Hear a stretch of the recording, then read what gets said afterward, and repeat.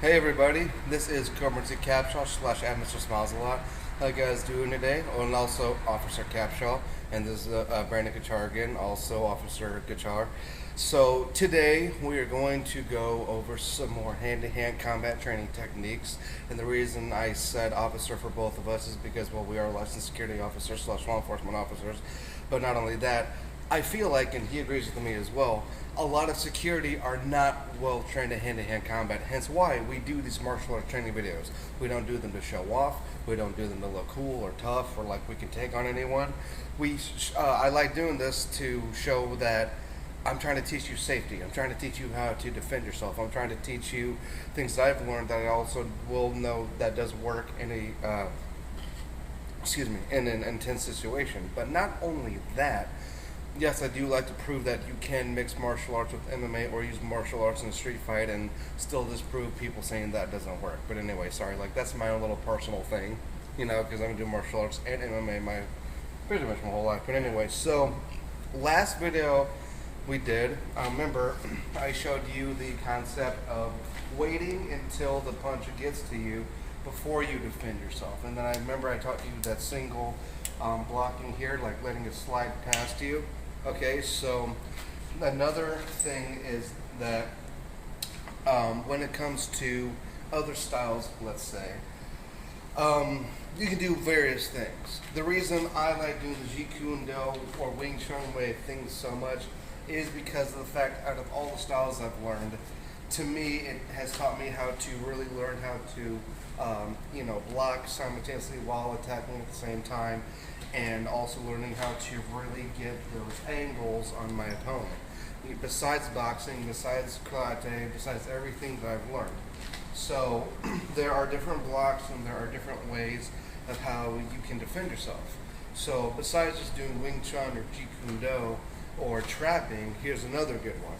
So let's say he wants to throw a punch, right? And let's say you want to use traditional blocking in karate. That is fine. You can do an outward block or inward block on this part. But in my opinion, you shouldn't ever have one hand down here, especially in a street fighting situation, because even on the outside, that still leaves me vulnerable for him to move in and possibly like hit me with his elbow because my hand's down here. And I have no defense because, again, my elbow's, down here, right? Which makes sense. So, in my opinion, if you are going to do traditional karate and you are going to try to do it upward block, keep another hand up here. Like I said, you've noticed whenever I am doing Jeet Kune Do like blocks or Wing Chun blocks, I have another hand up here or here. Especially, if I'm trying to keep a tight defense like you should too as well. Yeah, see? So if he does throw like a punch, and I do this, see, it is a high block, but and I got into a karate stance and into my horse stance, for my defense. But also I did kind of bring my feet in because I'm used to the Wing Chun stance so much and Jeet Kune Do stance.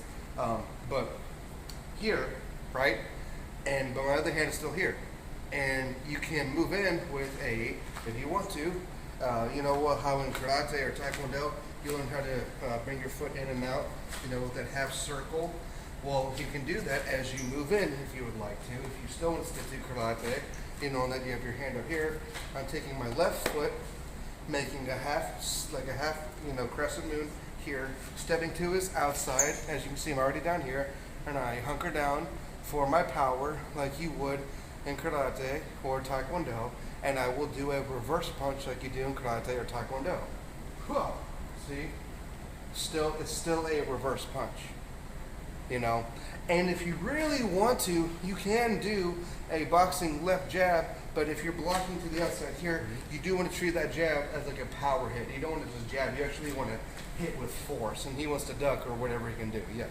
But anyway, so you can still do traditional blocks, but don't have it, in my opinion, unless you're in class and you're training, whatever, I wouldn't have my hand down here, at least, yes, it does set up if I set out here to do the punch, but the whole time I'm here, his hand could come through and hit me here as I'm moving in. So let's say I block up here and I have my hand up here and that punch comes in as I'm moving in. I can still do another, like a high block or maybe just like push block or something like that, or maybe, like another, hard block here. And then collapse his hands down here like, like you would with the hammer fist, like from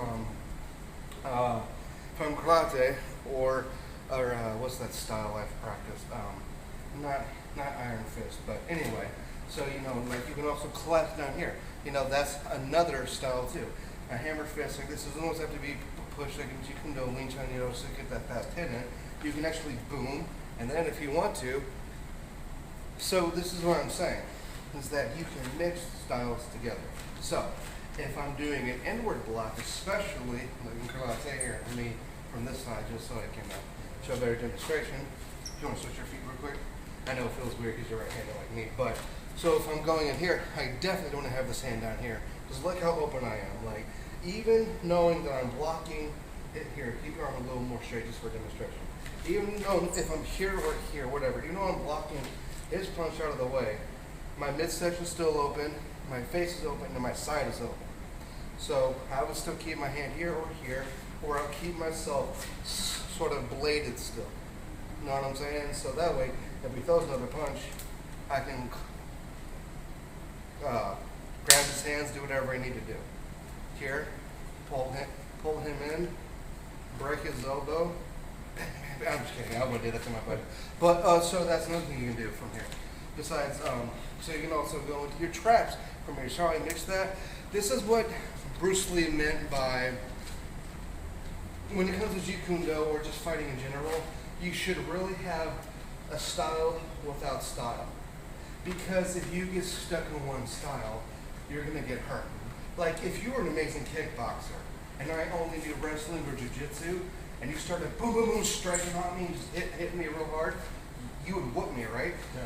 But if I got close to you and held you and got you on the ground and did all my locks and joint manipulations, I would have the upper hand.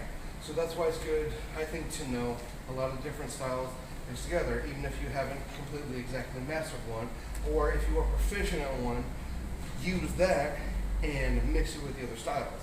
Like out of all the styles I've done, I would say, in my opinion, I'm very proficient in quick trapping and Jeet Kune Do, but as you can see, I will use other styles. So example, he throws a punch, snake, okay? Snake, same thing, Wing Chun, Fuku Sao, or Fu, right? Snake, trap, boom, boom, straight hit. See what I'm saying? So that's snake, okay? Do it again. Tiger, trap, claw, pull down, rip up the face here, grab his jaw, and rip this way, like a tiger would, right? But you have that grip and you're really going for that jaw. Would never do that to you. But see what I mean? So, like, that's what I mean by, it looks like a Wing Chun Jeet Kune Do block, but that is, a lot of times what you will see, especially when it comes to the animal forms of Kung Fu, a lot of the blocks, or a lot of the defense, it's a lot of the similar things, right? So if I come in here, you come in here, and I let's say I just grab you here, I can come in sideways, hit the side of your face and grab you and rip on it like a tiger would, or if I wanted to, if I was using a grasshopper style, I could bing and right in your eardrum and bing, like boom, you know what I'm saying? Or if I wanted to, karate chop, boom, or if I wanted to here, trap you in here, Wing Chun, chop to the neck here, because I'm using that leverage against you, and throw your body this direction with this while holding the shoulder. See what I'm saying? So that's what I mean by it's best, in my opinion, to have a style without really having a style, and why I think it's best to just know how to really know what you're doing. And the thing is that, here's the thing, I know how to fight. I used to legitimately fight back in my day, and I had to stop because I was getting injuries, but I know there are people who could beat me in 2 seconds. I know there are people who are way more advanced. I know there's people who are more professional, who are actually like real masters and things like that. Now, when I say I'm a master, I don't mean exactly of a specific style. I mean a master of just like having the knowledge of knowing how to mix all that together. Like I was a good example. You threw that punch, okay, tiger here, or just smack the hand, or do a straight hit, Wing Chun. So that's what I'm getting at. And yes, you can do it with boxing as well. Like, let's say he throws a punch and I slip, right? Well, slipping is great, but if you slip, why not have this hand here too, in case you can catch the punch and trap, right? Or if you slip here, like, right, remember, here, make sure you got this hand up here, because look, if you look closely, his arm here is still in this arm. Look, I can just turn my hand and trap his arm. It doesn't always have to be this back one. I mean, that can be a little hard to pull off, but if you can slip, I mean, watch this. I can come through, hit him with the elbow, and he can block like that, right? So that's what I mean. It's like, again. So you can slip here, so that other one, slip here. I still can slip here, so that other one, slip here. I still slip, but I still block, right? It's like, well, how are you still blocking if your arm is down? Well, my arm is down, but I'm putting my shoulder into my ear. That's my defense, so that way I don't get hit as much. And if you notice, my hand is right here, so I'm still blocking.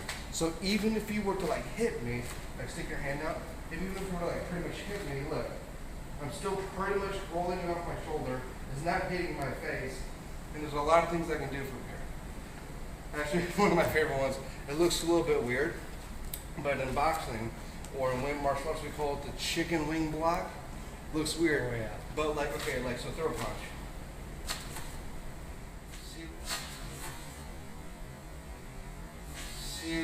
See, so I missed, I'm not gonna lie. We'll do this slower. So you block, and then you actually come up, and you hit up like this, and it leaves their whole body open, and you can just rip into those ribs with a hook, or come in with a knee, or if you want to wrestle them to the ground.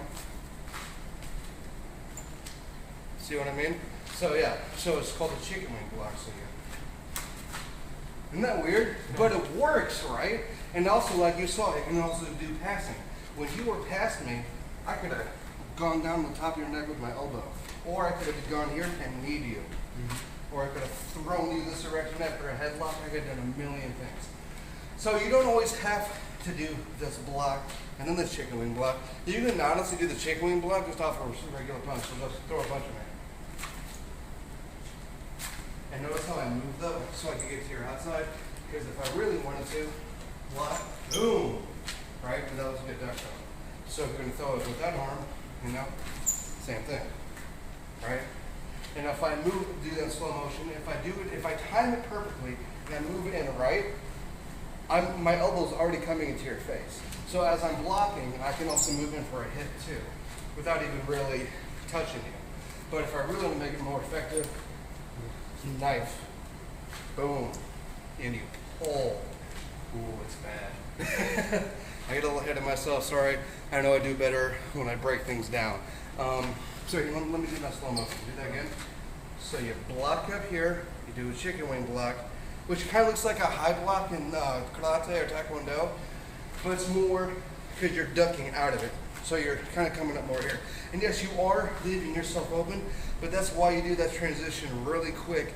So then that way you don't leave yourself open, right? Because for that quick second, you are both open. But that's why you immediately, come up, snake the hand through, collapse, pull in, and try to hit him with that elbow. Unless you can get a block on that. Yeah, unless you get a good block on that. So, like, what I'm showing a lot of times seems like it's complicated.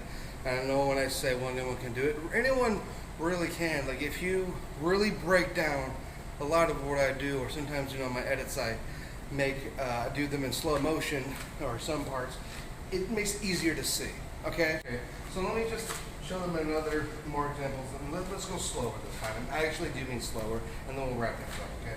So, again, you throw up a punch, I slip, remember here, block here, or ankle trap, or come here, and then throw the arm down here, like so. You just kind of keep your elbow here and come down like this with your forearm, right?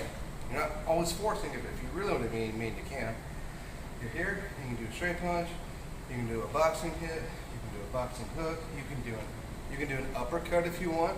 If you want to, you can do a backhand. You can do a lot of different things, okay? And again, from here, this, right? Yeah, from here, chicken wing block to the inside. I mean, to the outside. That's it, the outside, right? And then chicken wing block to the inside. But honestly, I think it's better to do it on the opposite arm if you're coming out this direction, right? Because if he's coming in, I'm coming out. Like I said, I don't want to be here the whole time. I want to move sideways. So I'm doing the chicken wing block and moving, right? And the thing is that in a lot of martial arts, you do want to stay connected. But the problem is that this is not much connection. So that's why you immediately want to grab his arm with your other hand, or the hand from the back, or both hands at the same time, right? So once we're here, I'm doing this. I just popped my fingers on his arm. That actually felt good. Thanks. That because my fingers are stiff. Feel a lot better. Okay. So you're actually, let's go over here so I can show them a better demonstration. So like I said, this is not much connection. As soon as you get that block, move out of the way. So notice how I'm coming over like this, or like I said, you either want to come back here, or you want to come here, or you want to do both at the same time. So in that way, you can do the elbow, you can pull him down, you can make a palm, right? And then turn your hips into him, twist your hips, come up with a really hard palm hit. You can, I don't know, you can do a pocket, you can do a chain punch if you want to keep exchanging the arms. You can, I don't know, there's a lot, like I said, there's so many different ways of fighting, some different I can't even speak because I get excited. So many different things you can do. That's why, like, again, when it's showing you seems like a style, right? But you can also tell how it's not really a style. Does that make sense? Because as you're like, watch, like, keep going. As you're just throwing punches at me, you're not blocking, keep going, blocking, keep going, slipping, keep going, right? Moving out of the way, throw another punch. You know, getting out of the way here, throw another one. Or just straight blocking like this, and then getting out of the way and moving, you know, as you're just throwing punches. You know, just making sure you don't hit me. You know, but notice how I'm doing all these different styles to get in. What I'm getting at is not really a style. So you notice I was using some blocking, some from Jeet Kune Do, but also notice I was also using my slipping from boxing. And I was also using a little bit of my karate or my martial arts blocking, but also using my angles to get out of the way. Because when you block, sometimes you can be stiff, but if you don't want to get stuck in one spot, you want to block and move at the same time. Yeah, you want to do all that, but also you want to make sure you use what's called eagle eyes too. Yeah. Eagle eyes. What that is that you track the movements. Mm-hmm. You wanna basically want to follow every movement with the corner of your eye. Don't make him seem like you're watching him, because then you're gonna give him a lot of suspicion that he like more ideas how he can attack you or get you or whatever. So what you want to do is give him eagle eyes. Don't give him eagle eyes, but you want to be able to give yourself eagle eyes. You know? Yeah. Don't give any suspicion that they're going to attack them. Just if they want to attack you, let them attack you, because you know how to defend yourself by using eagle eyes also. You want to check every movement, check every single every single punch or whatever is coming at you. So a good example of what it means by saying that eagle eye or tunnel vision. I'm looking at his eyes until he makes a move or until I make a move. But as soon as he moves, then I'm gonna watch his body. Because here's the thing, like a lot of times, yes, it's important to like keep looking at the eyes so you can mess with them a little bit. But in my opinion, sometimes I feel like if you don't watch their body movement, you won't be able to see what they're doing as easily. So while let's say we're both boxing around and we're both moving around, I'm watching your body, but until you do something, I'm gonna keep looking up at your eyes, then down at your body at the same time. And then let's say you throw a punch, that's when I'm gonna do my movements. So what I mean by eagle eyes is that, like, say for example, when a punch is being thrown at you and you're making a blocking movement or something, you want to keep an eye on their arm. Keep an eye on that blockage package, because I'll give you guys an example. So like if you guys have noticed how he was blocking every single one of my punches, but he was trying to throw back at me, and how I was throwing back my blocking without him realizing, that's eagle eyes. That's a use of eagle eyes. So here's an example. So I'm going to throw him a punch, alright? Okay? So now, check this one out. Here comes another one. So look how he has all that open space on me now, right? So here comes another one. Okay? Now watch. So we'll go with the one that we showed last time, the What was it, the outside cheek or the inside cheek? Chicken wing block. The chicken wing block, I think it's the inside one. Mm-hmm. Okay? Now look at that.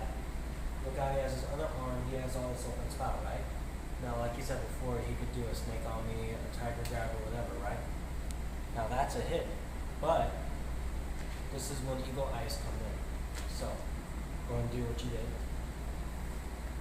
You're going to be able to know when that's going to come, right? So you can block from that. There's all kinds of ways to come in, and you can come back around like this, right? And then you could say, for example, bring him in, you could bring him back, or whatever. You could get him by the leg, or some stuff like that. Right. So there's ways to actually recover yourself from positions like those too. Yeah. By using eagle eyes. Mm-hmm.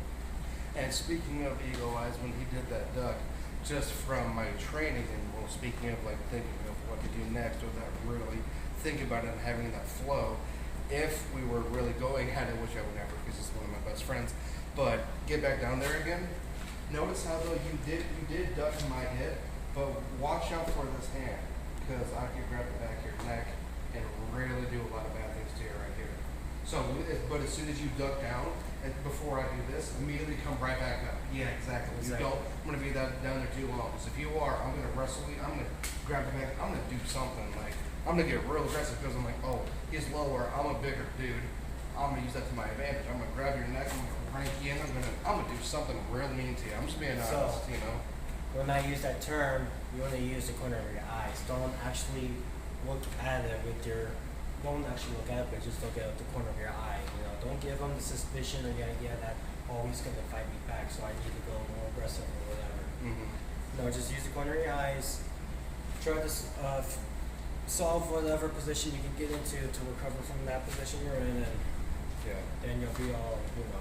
And like I said, like when I said I'm a bigger guy, I'm gonna like ram into you or like whatever, use my wrestling or like maybe just ram into you from my front punch. What I'm saying is that yes, size, believe it or not, well obviously it does matter. But like I said, with how strong and lengthy he is and how bony he is, with everything that I'm showing, if he hit anybody with what I'm showing or any of the blocks or attacks, let me put it this way, it would basically cut you almost, and it would hurt. It would probably hurt I would say probably a lot more than some of my hits, but my hits are lethal because I do have speed, I have technique, but I also have a lot of power behind it because I am big and I am strong, right?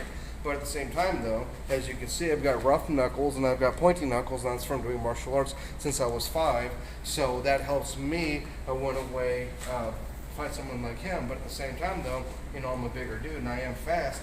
He can use his quickness, because he's faster than me, let's be honest, to his advantage and move in and probably mess me up if I'm not like blocking the right way or moving out of the right way.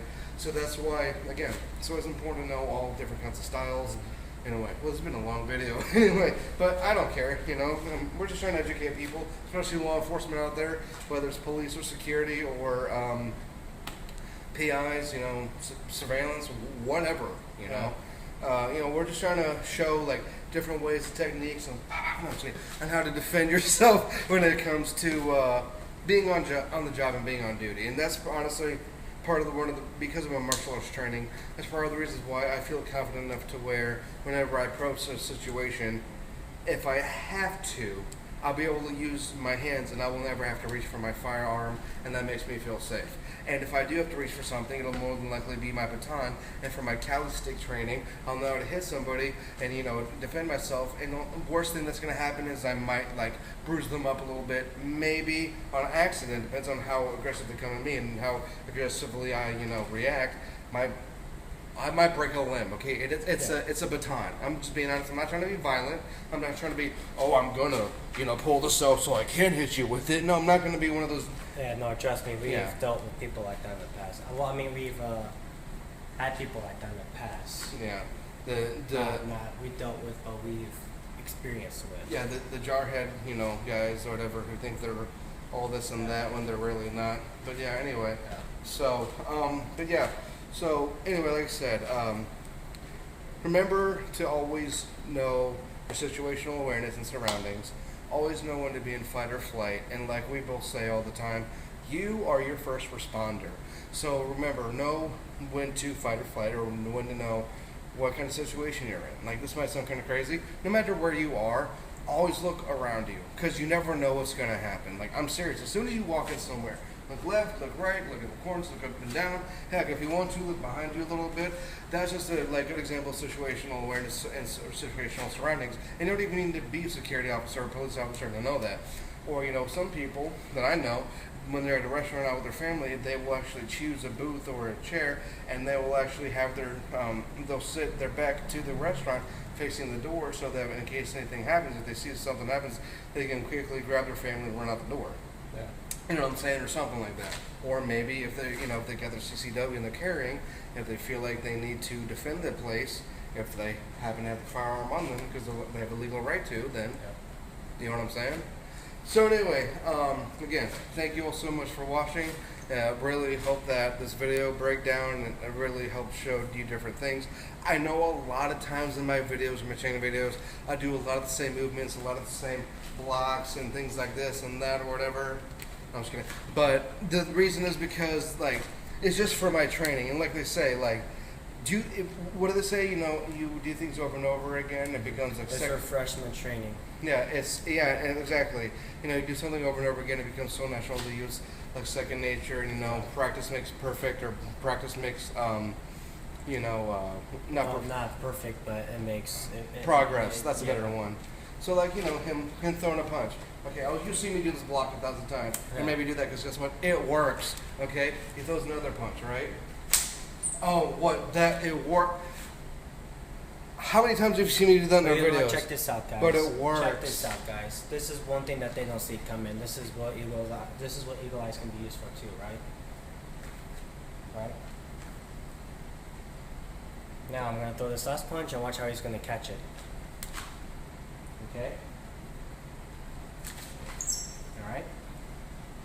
But check this out. Yep. And that's how you can get someone into a rear lock. Mm-hmm. Just like that. See, and I didn't even know he was going to do that. That's what it means by that's what I mean by having that flow, not really having a style, but doing the same things over and over again because that works. How many times have you done that lock on me? Like a lot? You know what I'm saying? Like. So you guys saw in slow motion. Let's do it a little faster so you guys can get an idea. Okay. So he's gonna block. Okay. Block.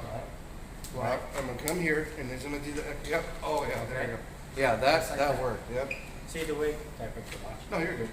So here, let's come closer to the camera. Yeah. So this is what we use in law enforcement when someone is resisting. When we're detaining someone and we're about to handcuff someone and someone's resisting us or trying to fight with us, this is how we gain their control. Right.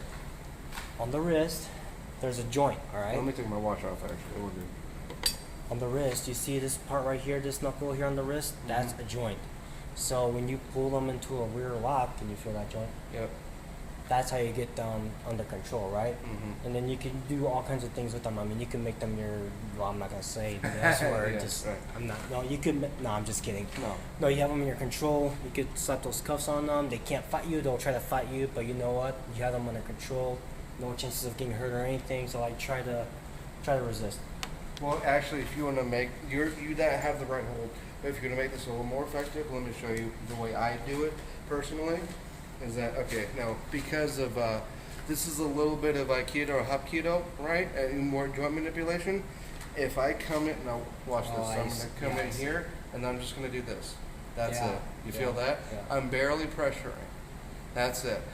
So if I really want to be mean, I'm going to use my grip here, and you know this one. Yeah. And like he said, where this bony part is, grab here and squeeze, and then watch this. So I'm squeezing here, and I'm taking my left thumb and my right, and I'm squeezing here and taking with my thumb up top, my fingers down here, my whole hand down here. I'm taking my other hand here and squeezing on top of my thumb for more pressure. And I'm taking my left thumb and I'm pushing his left hand up. I'm barely going to do anything, but watch the effect of this. Yeah, no fighting out of that one, guys. Yes. Good luck. So all you do is this. If you really want to make it more effective, especially if you are going to cuff them, you do what's called a finger lock on their thumb with your finger. So I'm going to take my left hand, after this, take my left hand, since it's already there, I'm taking my left thumb, grabbing here, and then I'm twisting his arm in like that. He can't fight out of that. Because he's already, because if I go any further, I'm going to break his arm. Are you okay? Yeah, I'm fine. All right, cool. I heard a little like crick. Part of our original I heard a little, yeah, no, but I heard a little crick. I'm like, uh-oh. But see what I'm saying? So I'm Yeah, twisting me it too. more here and disabling the thumb here and coming in like this with the thumb twisted in like pretty much as far as it'll go. Yeah, so that's what we call a rear wrist lock thumb joint. Yeah. That's for a handcuffing maneuver, handcuffing technique. Mm-hmm. But generally we usually put people in armbar restraints is if they're fighting back or whatever. But we're not going to get in detail about that. Here, do that to me because I want you to see what it feels like. Okay, so watch. Let me demonstrate again. Okay, but try to watch watch me as much as you can. Here, actually, face me really quick. All right, so I'm like this, right? But let's say it's this direction, okay? So basically, what you're doing, if I were here, okay, but with your hands the opposite direction, squeeze. This is me. You're squeezing here, taking your hand, squeezing on top like this, and then taking your thumb, doing this, and coming that direction. Well, this hurts too. You can make this one hurt if you really. If I were to crank down and like throw. Oh. Yeah. But anyway, but the reason it hurts is because you're already here. You already got me in that chicken wing block. Well, Yeah. not the block, but the chicken wing armhole pretty Yeah. much. So, do that to me. So remember, okay, so, like, okay, so yeah, Okay, so take your grip, like make sure it's really strong. You want to make it rigid right through there, perfect. And then take your other hand, right, and then yeah, exactly. Put that on top, squeeze, and then what you want to do is you want to take your thumb and put it on the back of my hand, and then you want to squeeze, and you want to squeeze with both hands, and then you want to push up with your thumb and go forward. Yeah, there it is. Yep. See? Yeah, that's it. And then what you can do, since your thumb's already there, like I was showing them, you can with your top thumb because it's already there. You can lock my inner thumb with your other thumb, and then you can twist in and then do that thumb lock. See? I see. Yeah. Yeah. All two things mixed into one. Okay, that's what that hurts. But anyway, so that's another. That was good, man.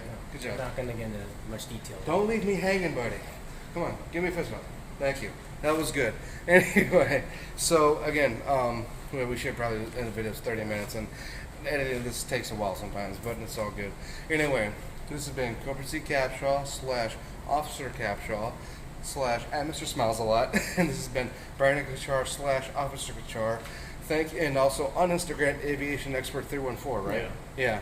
And if you want to follow me on Instagram, Aviation Expert 314, he posts a lot of cool pictures of him like making, food and stuff like that, security pictures, cool stuff like that. I do. Anyway, thank you all to support me. Thank you all to who supported my message that I sent out on the pictures of me in my new vest, which I think is really awesome. Anyway, love you all. If you need a martial arts coach, if you need a market advertiser or photographer or videographer, if you live in St. Louis, let me know. If you want to do a podcast, let me know. I love you guys, and we'll see you next time.